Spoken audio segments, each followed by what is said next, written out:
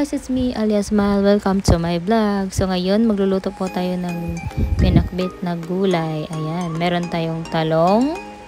So nakahiwa na po ang lahat. At meron po tayong kalabasa. At meron din tayong okra at batong. At yung iba hindi ko napakita. So naghiwa pa ako ng kamatis. Tapos onion at garlic. Hinihiwa ko po siya kanina.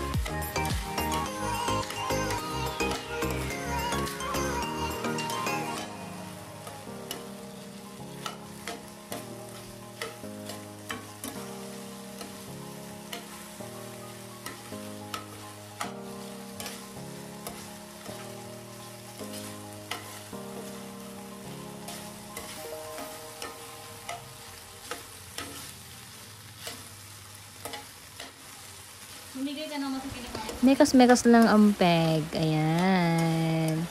So, ukay-ukay.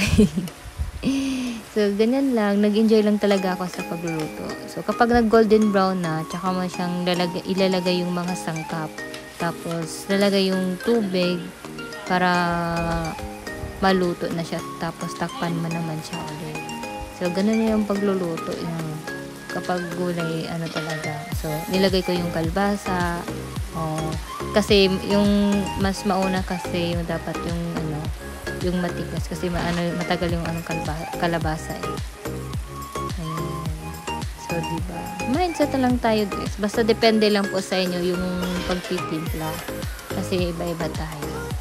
So, sana guys, nag-enjoy pa kayo sa cooking show ko.